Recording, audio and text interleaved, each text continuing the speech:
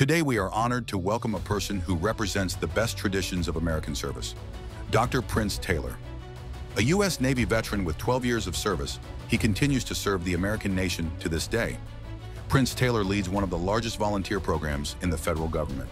As the Deputy Director of the Center for Development and Civic Engagement at the Department of Veterans Affairs, Prince Taylor coordinates the work of 46,000 volunteers who contribute more than 4.4 million hours annually in care for veterans.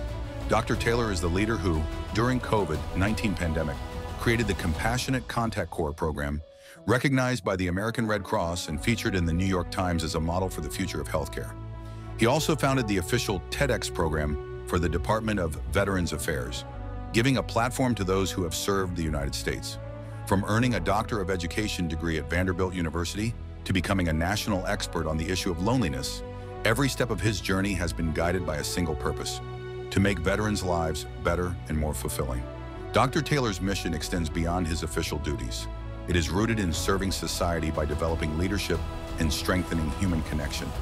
Thank you so much for being with us today. It's a big honor, and it's a big pleasure to talk to you, to see a little bit more you as a person and understand what you live by and what exactly moves you, what kind of, spark led you to dedicate your life to support veterans, to help people, and to really devote your life for the public service. Yeah, thank you. And thank you for that very kind and generous introduction.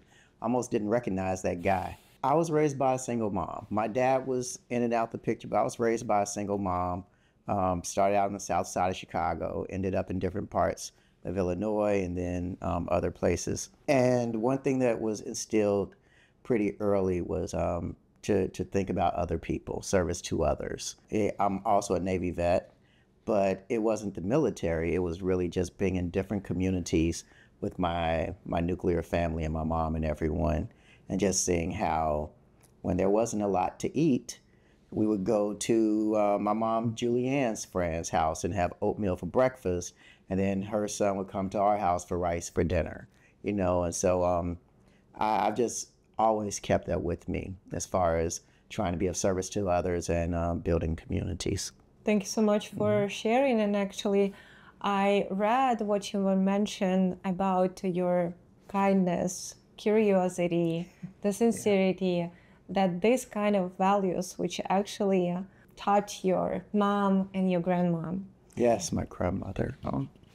And, when I was reading that's really very sincere and very, honest, right? And it's so heartwarming feelings. And I think these kind of values for sure shape you as a person, right? And maybe you can share, maybe you have any stories in your life, any situations, probably in your leadership or in any other, probably a challenge situation might be, but when these kind of values helped you to make decisions, probably sometimes not popular decisions, but the right one. Are you in my life right now? I was thinking about this earlier today, but even over the past week or so, everyone knows that leadership is hard, but it's really hard when you know that you're doing the right thing and other people are wanting to do the easy thing. And sometimes those are the same things, but a lot of times they aren't, which is why leadership is so hard. What I have found is that a lot of folks get really caught up in intelligence. I went to a really good school, right? A lot of people have gone to really good schools. A lot of people haven't. But just having credentials don't mean anything if you don't have integrity behind it. Doesn't mean anything if you don't have kindness behind it. Doesn't mean anything if you don't have compassion behind it. And I think sometimes people get so wrapped up into their own accolades and their own trophy, so to speak, that they forget the bigger picture, which is why we're here, which is to help make life better for less fortunate people. And at some point, I'm trying to think of the nicest way to say this, I think we all need a little help at some point, right? I did a a conference. We were on a panel, and one of the questions that was asked, and the other person was an American vet as well. One of the questions that was asked for Ukrainian veterans that were in the audience, many of them ambulatory, was what kind of advice would you give? And the other person said to rely on yourself. And I was like, I couldn't disagree more vehemently. Your communities out there, especially with the things that are going on in the world right now, your communities want to be there for you. A lot of them can't be on the front lines, so they want to support the people that are. And so when you come home, please allow them to bring you a meal, to have the NGOs serve you in different ways. I think that that's really important, not only for the physical health, but also for a veteran's mental health, because a lot of times they don't realize that others recognize and honor the sacrifice. I'll tell you another story that is very dear to me because it's one of my friends. Back in the late 60s, early 70s, the U.S. was involved in the Vietnam conflict. And there was a gentleman who was probably 18, 19 years old that sacrificed himself by diving on a hand grenade, saved his entire platoon. And I hope I got this story correct. And he was just thinking, I need to do something to save my community here. And of course, he didn't make it. But it took years. His mother picked up the torch and said, I want to honor my son. And she became what we call a Gold Star mother because she lost her son in battle. And now the Miami VA, the Miami Veterans Affairs Medical Center, is named after her son.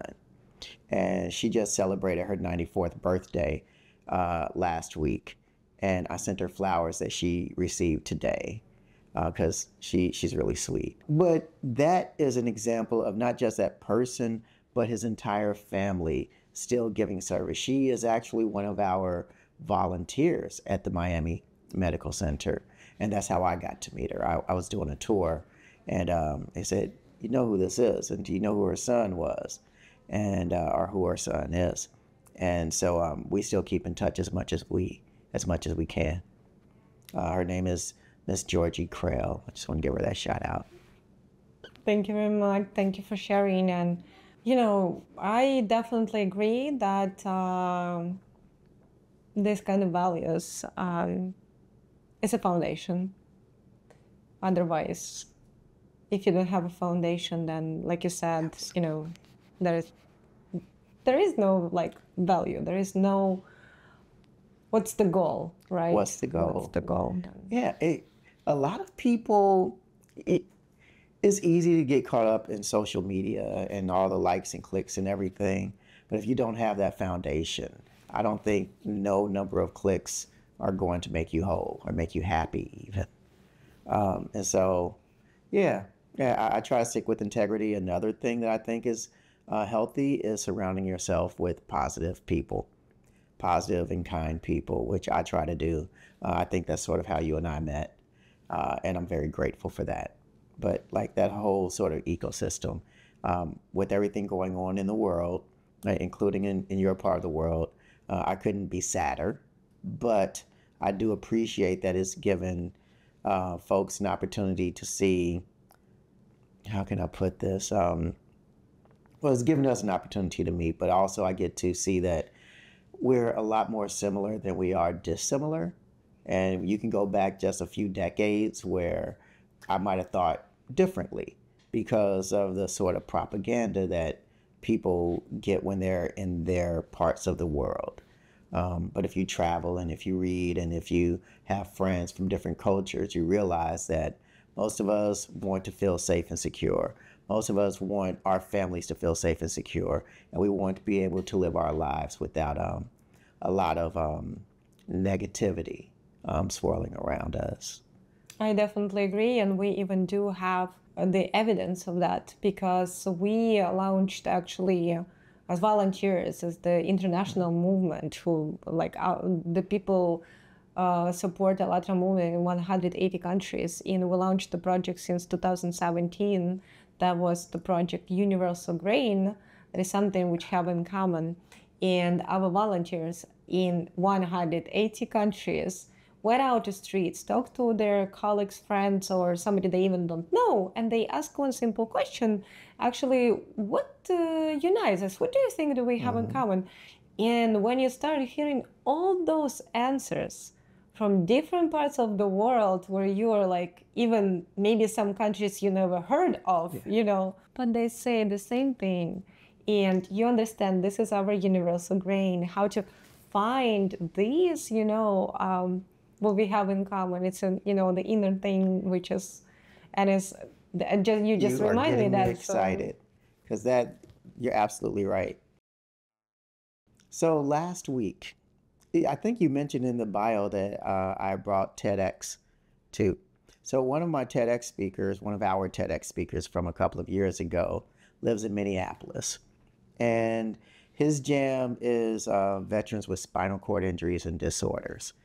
And he reached out to me, and he's a great guy, but we haven't spoken in a while.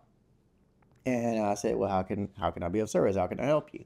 He said, well, we've been doing these surveys with these people with spinal cord injuries, and there's a theme that keeps coming up. Like, so what's the theme? A lot of them are experiencing quite a bit of loneliness.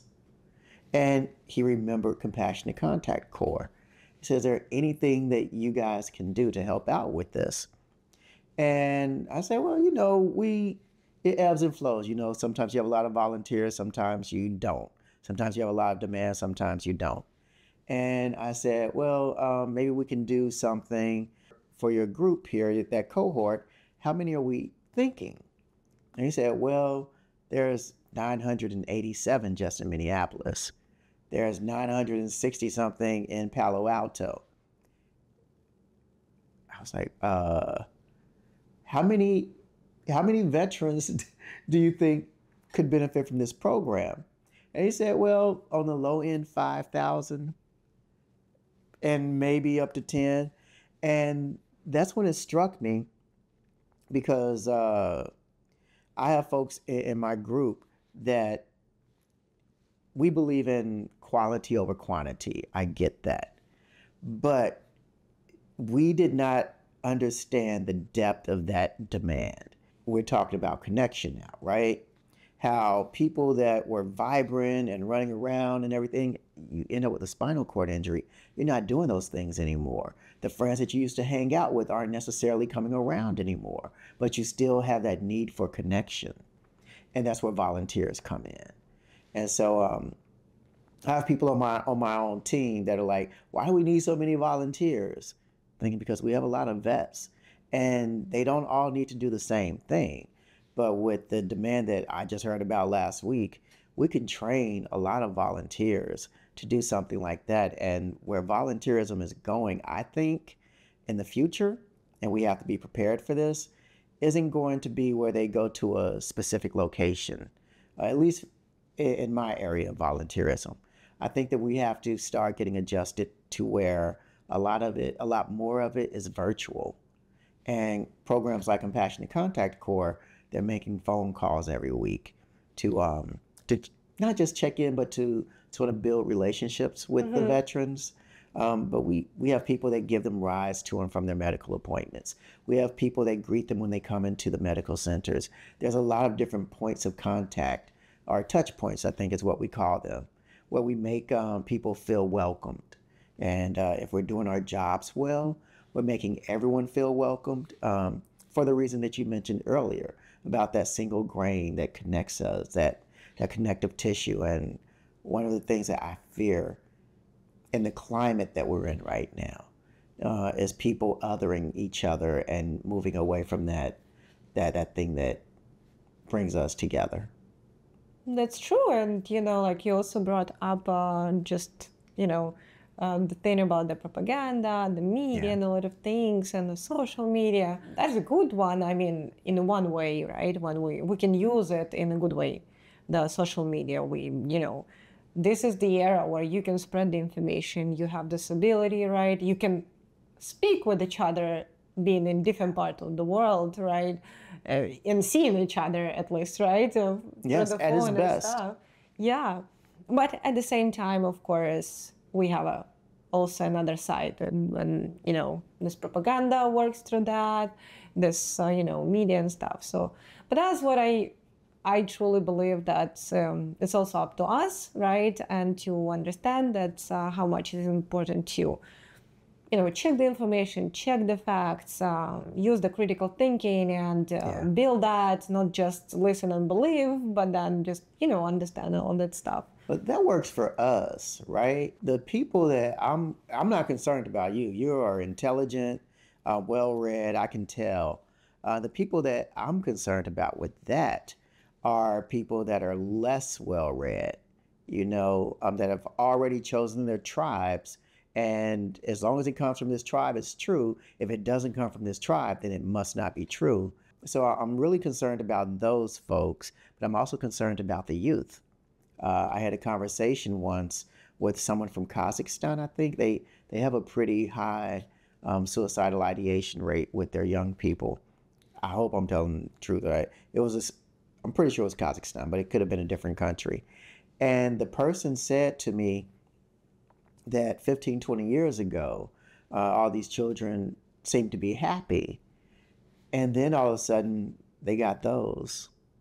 And they started seeing what kids their ages were doing in Los Angeles, New York, London, Dubai. And it started making them feel isolated and lonely and insecure, whereas that wasn't the case before.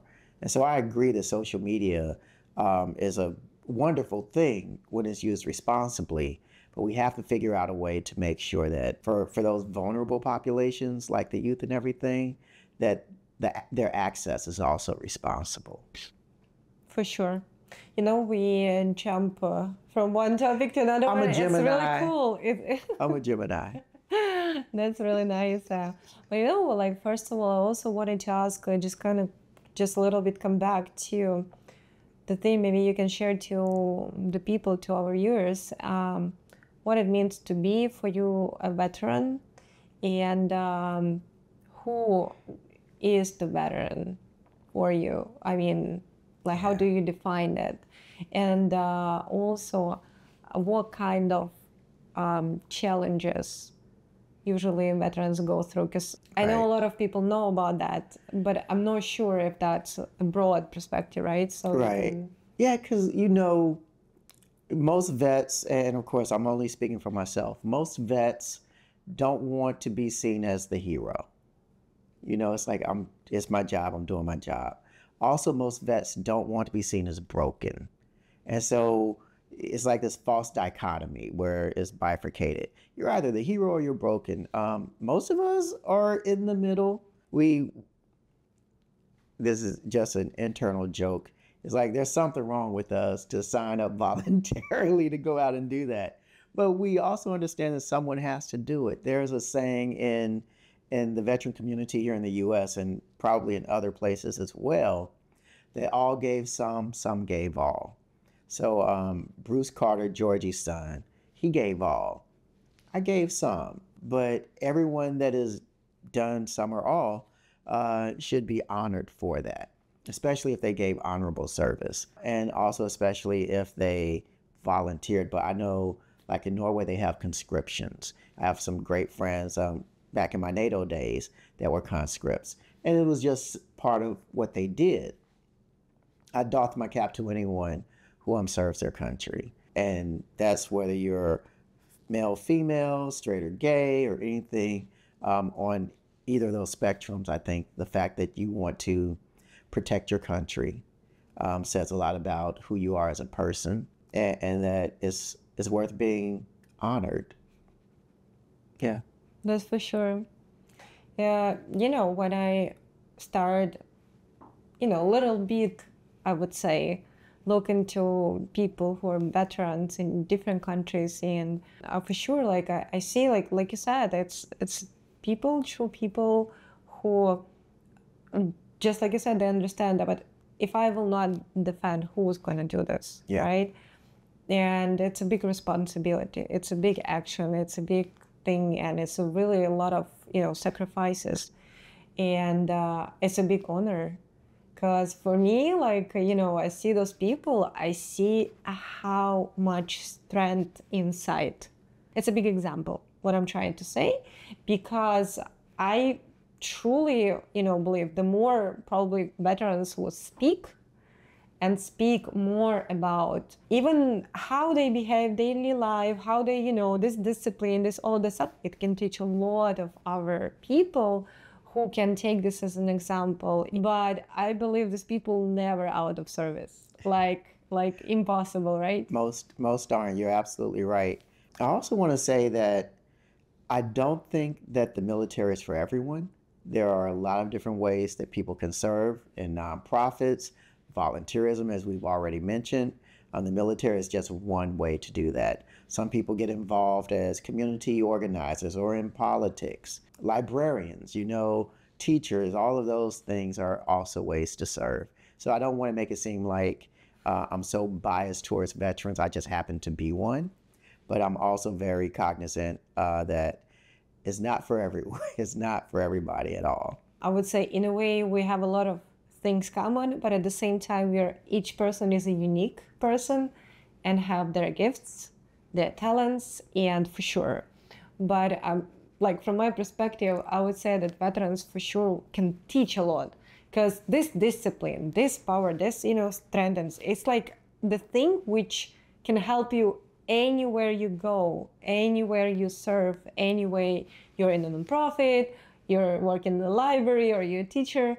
It can help a lot, and it's kind of like a big example. It gets instilled in you. You're absolutely right. I worked for NATO for a little while, and it was very interesting to see that sort of connective tissue across the different countries and also across different services within their militaries. So you're absolutely right. Just recently, we also get another interview with the Ukrainian veteran before, Sergei Pozniak. Of course, we see and we know how much you support Ukraine and how much you support and help Ukrainian veterans. And here I just, come to the point, probably you wanted to say something to Ukrainian veterans. And yeah, maybe you want to say something here. Yeah, I'm happy to. And I've said it before, so I'm already on record. When you come home, make sure you allow your communities to be there for you. I know that sometimes with veterans, we like to suffer in silence. That's not good. That's not good for you. It's not good for your families, and it's not good for your communities. And ultimately, it's not good for your country. The best thing that you can do is allow them to give you parades if they want to give you parades. Allow them to say thank you for your service if they want to say thank you for your service. And just remember that, how can I say this? Remember that what you were fighting for, you will still be fighting for when you come home. And then you also let people pick up that battalion and fight for you. And the way they would fight for you is different than the way you did when you were serving. They fight for you by giving you certain benefits. Here in the U.S., I was able to use a guaranteed loan to buy my house. I was able to go back to school. And I was even able to get a leg up for a job. And so those are ways that we kind of do it here. We also take care of each other with medical if you were injured in the military. Those are all ways that our country and our communities are giving back to us. There are a lot of veteran service organizations. You mentioned American Red Cross, but there DAV, American Legion, American Veterans of Foreign Wars, there are a lot of them. So yeah, when you go back home, please allow those communities to support you. And if you want to join one of them or lead one of them, those are other ways that you can continue your service. And I think that that's a wonderful thing, because veterans know what war is like. And so I think that we are a lot less anxious to see the next cohort have to go to something and fight unnecessarily. And here also come to my mind this question about if I can say, the friendships, right, between the veterans, and if I can call it like a brotherhood, and which really, I would say transcend all the borders, nationalities, doesn't it? Like, yeah. Because you really can feel it, you can see that, when the veterans even meet each other from different countries, but they have this common ground. They know who they are. They know, and it's very, how can I call it? It's touching, I would say, in a way. And maybe you can share, is there something unique about that, I would say, bond that brings veterans together across like oceans, continents, and, I thought it was just me. I hugged a lot of Ukrainian vets after that thing, exchanged some numbers and stuff. But no, like I said, it's something that you have to choose to do usually, unless there's conscription. Not very many other people understand basic training and then being out there and and I'm not a combat vet, so I don't want to misrepresent myself or anything, but you never know when you have to be ready. So most of your time is preparing to be ready and hoping that you never have to use what you've been preparing for. And not a lot of people will ever understand that, which is why, and then the horrors of war. And we don't have to dig too deep into that, but with the TEDx talks that we did at my job, we had several vets that talked about the horrors of war and how when they came home, they didn't feel worthy,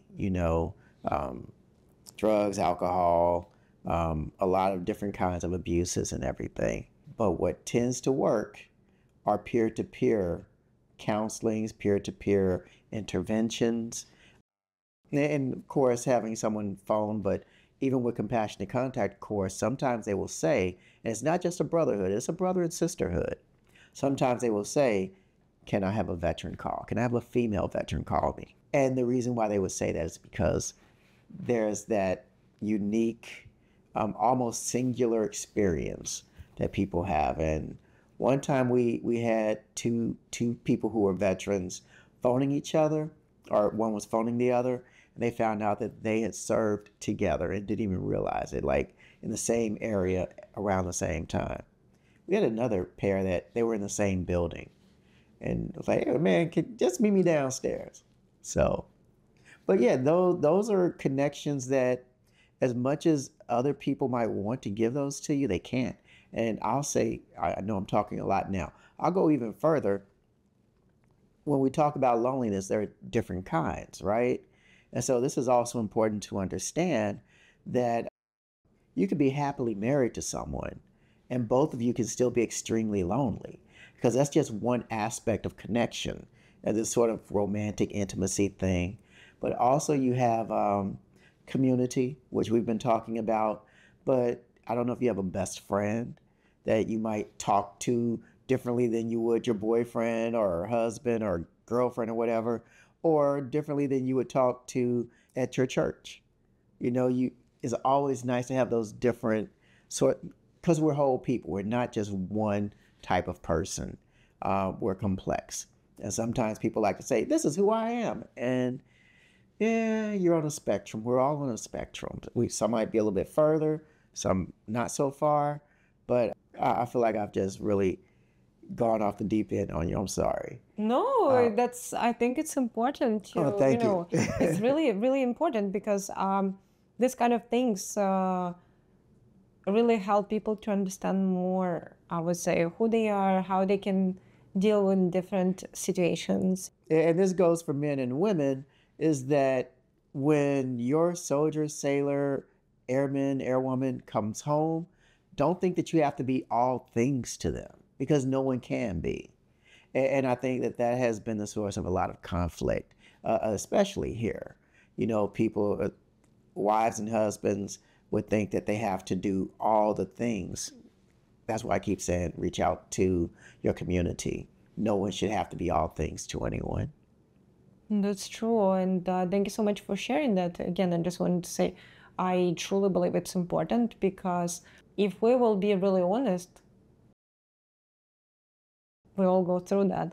Yeah, we do. Like right this moment, all those, like a lot of families go through all of that things. So, and I think it's really good to talk honestly about that. not You just have playing to. that, or fine. Yeah.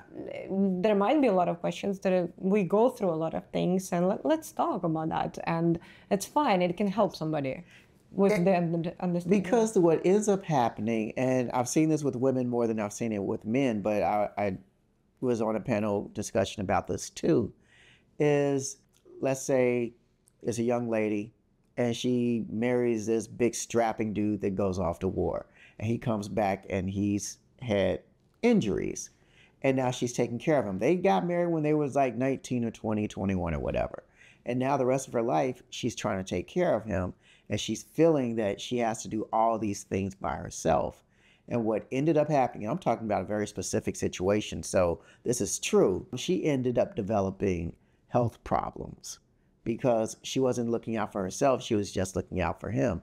And the best way you can look out for someone is to make sure you're healthy as well, you know?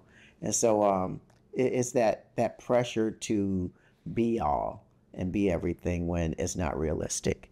So I just thought it was important to put that out there because people are going to be coming home. And I want to be sure that when they are received back home, that the people receiving them understand that it takes a village, as the saying goes. And so let that village be there. Yeah, thank you so much for bringing this up because, I'm sure it can help to a lot of families. Thank you so much. I have another question regarding, that's definitely like under your leadership. There are like 10,000s of volunteers who really dedicate like millions and millions of their hours of caring, of helping, of volunteering. What do you think actually moved them to make this commitment? Yeah. Oh, we ask them that sometimes. Again, some are vets, but some of them are like children of vets or people that wanted to serve and couldn't for whatever reason. And so, and then I mentioned Miss Georgie, who's the mother of a vet. So there are a lot of different reasons why people want to serve. Sometimes it's for scholarships if you're a youth, which we're happy for anybody. But yeah, there's a lot of different reasons, and most of them are personal, I'm sure. But the ones that I listed are wanting to give back to the country and to serve the vets. Like some people, their passion might be children, but for a lot of us, thankfully for us, we have a lot of people that also want to serve those who have served the country. I was about to actually ask is that, what do you think, how much it's benefit the service for the not only veterans, but actually those volunteers themselves when, they have this desire to. So that's so funny you say that because the Surgeon General, the former Surgeon General, was talking, he was doing a podcast and I happened to be there, and he asked about the benefit of some of my programs to volunteers.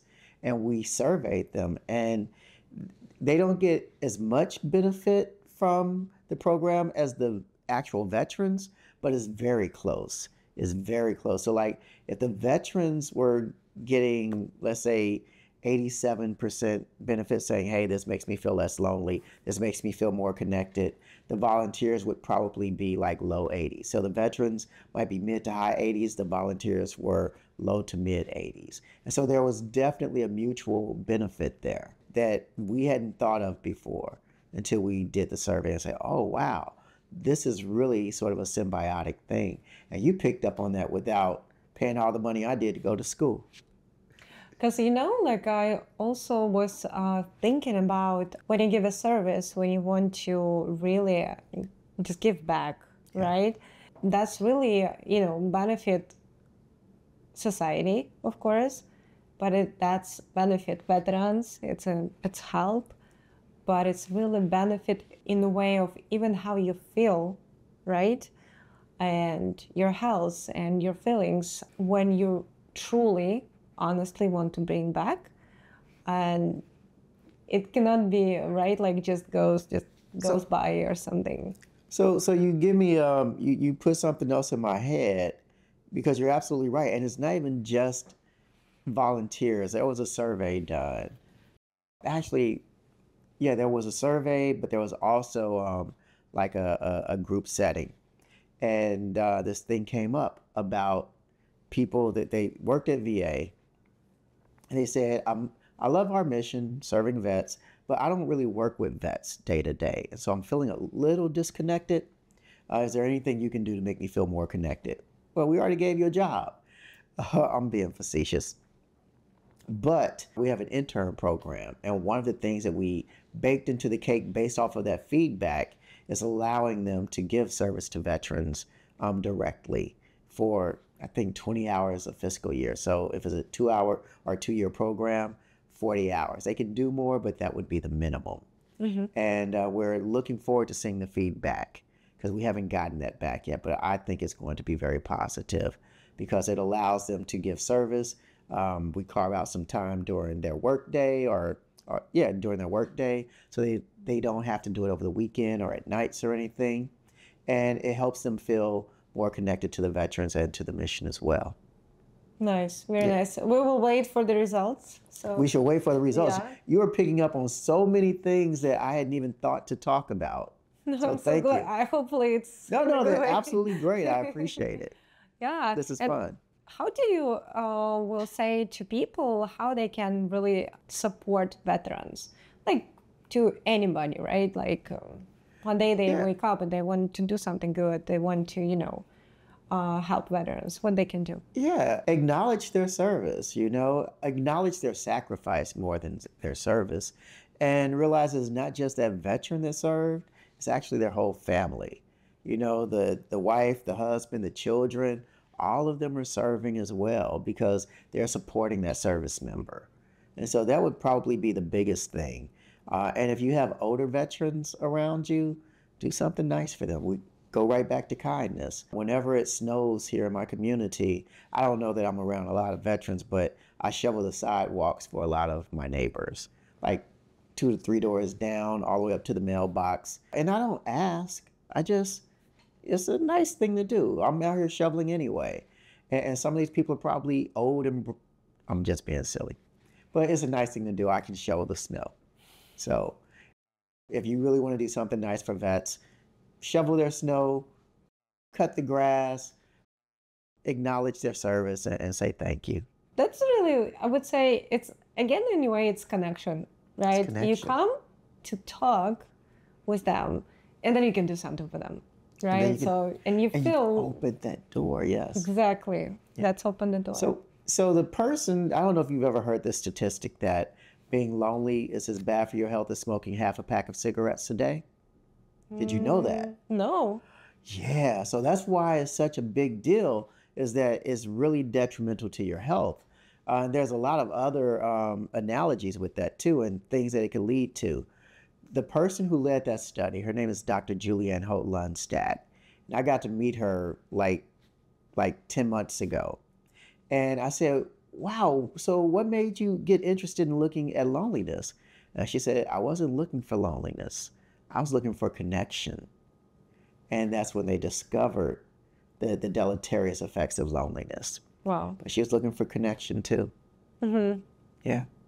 That's very interesting analogy. And I'm sure it's really good to talk about that, honestly, to research, to, and open up. Because we're people. We all go through all of that. Yeah. And it's good to not hide from that.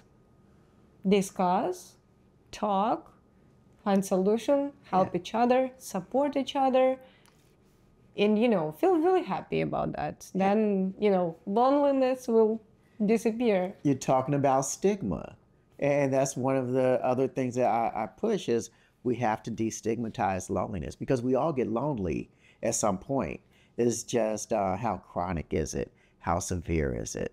And whenever it gets to that point where you're feeling lonely all the time, and it's really severe all the time, and you're having ideations, then we need to destigmatize it because those are the people that need to reach out. I'll tell you another thing, but we have a crisis hotline here. And a lot of places have these crisis suicide hotlines. And there is a statistic, and it varies widely, but both of them are too much. One is that at least 30% of the people phoning these suicide prevention lines are not suicidal, they're just lonely. On the other end, somebody said it's up to 90% that they're just lonely. And so they're like, well, I'll call this hotline because they have to talk to me. When there are other interventions that we can have. And the reason why we need other interventions is because those are crisis lines. And so if you're talking to me just because I want someone to talk to and I'm lonely, that means you're not able to talk to someone who's actually in crisis. And so that's one of the reasons we need to destigmatize it so that we can funnel these interventions where they're best met. Interesting. Yeah. Hopefully it helps, and We're hoping. Yeah. I want to bring here another thing about the TEDx. You created, separate TEDx for Veteran Affairs. So what moves you to create such a thing for others? And did you have any, challenges when you were, organizing all of that? But first of all, what moves you to create such a platform for the other? That's such a great question. Well, I have a secret weapon. My secret weapon is Alicia Davis and Rachel Rousseau. Anything successful I've done has always been because there's been like smart, hardworking women that believed in the vision that I had, and sometimes even more than I did. And so I got tired of seeing negative stuff about the organization in the press, right? And then I was talking to someone and said, they don't ever talk about the good things we do. And we couldn't think of the good things. And so we said, well, if we're not able to have that conversation, why do we expect the press to have that conversation for us? And so created the TEDx so that we could share some of these stories with each other. And the first person who said yes wasn't a female, but the person who said yes that made everybody else say yes, Dr. Linda Davis, that was a game changer for us. So we only planned to do it once. We ended up doing it for 8 years. We're taking a pause this year, but we did it for at least 8 years. And wow. The stories, we have veterans on there. We had transgender vets on there. We've had leaders on there. The stories that you would hear aren't stories that you would just naturally receive. And so just been very grateful for the reception. And I hope we bring it back soon because I feel that it's helped a lot of people. They've used it in training. And also people just, when they're feeling a little lonely or they need a little pick-me-up, they can click into our talent management system and watch one of the videos. Thank you so much for that. And you also brought again the thing, like you mentioned before, about the stigma when you initially said why you decided to open, right? So the media were not talking. Exactly. And it's very important because otherwise society only receives the one side. Which is incomplete. Incomplete. And but when you have like two sides and many opinions, many things, it's really important because otherwise, how I feel it, how I perceive it is that people do not have like kind of a choice, I would say, right? If they don't know veterans, if they only like receive this information like from the media, right? So it's important, it's very important. And I'm sure it's, like you said, it helps a lot for those who loneliness, who can speak up. And these stories, I'm sure, can help somebody, can teach somebody, and that's really important. Maybe here you can share any stories throughout these years from any veterans or anybody who spoke there that probably touch you so much, touch you the most, not the most, maybe deeply. I'm sure each story is so much valuable there that you cannot say and compare the stories, but maybe something just like work on. Right. So it's an internal program for the most part. So I'm trying to be careful not, because I was a little surprised at just how vulnerable people would be when they had that platform. Because we've had people talking about military sexual trauma, which has to end. But one of my favorites has been, there was a young lady that I was in school with, Dr. Nadia Giannopoulos or something like that. And she talked about the business case for taking care of veterans when they come home. And hers was actually on YouTube. But there was a volunteer, a student volunteer, who played the harp in Palo Alto, and no one else wanted her to play the harp, and she went there and they let her play it on the hospice unit, which is where people are near the end of their lives. And it transformed her, because she thought she was just going to get to play music, and she didn't realize what it meant to not only the veterans but also to their families that would be there sometimes. And so her story is still one of my favorites. Danielle Nam. And she ended up going to Harvard after that. But she was our Youth Volunteer of the Year that year. Wow. Yeah. Thanks I get so choked up when I think about it. And there was one other. His name is Tree Hairston. He was a Vietnam vet. And like I said, sometimes soldiers get asked to do things, you know. And so when he came back, number one, he was there during the civil rights movement as well. So he comes back and he didn't feel worthy. So he said he did all the drugs, all the alcohol. He was suicidal. And I probably shouldn't have said his name, but he's told his story. He probably even has a book out. And it took a social worker that came up to him one day. He came into the VA, and the social worker was like, "We're going to get you some help." And because of her conviction, he was more convicted. And he said he's never went back after that time. And so that was another very moving TEDx. There's a ton of them, but those are just a few that really stand out to me when I think about why I'm so proud that we did that program. Yeah, for sure. Like, I truly wish you, more power, more desire, and even more, to move this platform further and to make it again. I mean, you said that you had like a 1 year, like... yeah, we're doing a pause, but we'll bring it back. Yeah, because I'm sure that is needed, and that can help and support so much. Yes. Thank you again. I'm sure you were talking to a lot of people with different backgrounds, and even, the veterans, the leadership positions, and the youth, right? So what kind of, I would say, main message you would like to give to people? Well, I talked about integrity. I can't talk about kindness enough. What I've found is that people like to hold others accountable, but then they give themselves grace. Like, don't they know that I have all these good reasons why I'm late? I have all these good reasons why I'm a jerk. And I think that we need to hold ourselves accountable, and we need to give others grace, because you never know what people are going through, right? And a lot of times, if you met them, if you had a conversation with them, you would know and you would understand, and you would say, if I was in that person's shoes, I would want someone to give me grace. And so that's probably the most important thing, that goes beyond being a veteran. That's just being a decent human being, extending a little bit more grace to each other. And support each other, right? Supporting each other, absolutely.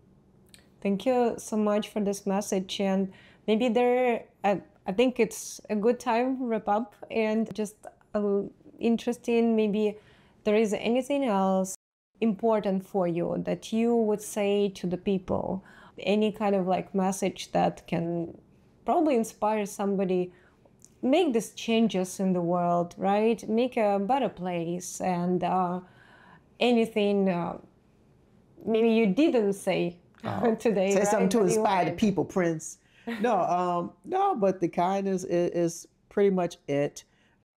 I believe in the next generation, We've done our best. I'm not going to say we've mucked it up irreparably, but we're not where we should be. And so I think that investing in the future and extending grace to each other, if we do that, somebody cuts you off, maybe they didn't realize they were cutting you off, And so instead of speaking all of the words except the child of God, maybe say, okay, I could be 30 seconds later, And also to believe in yourself. Right now, there are a lot of conflicts going on in the world.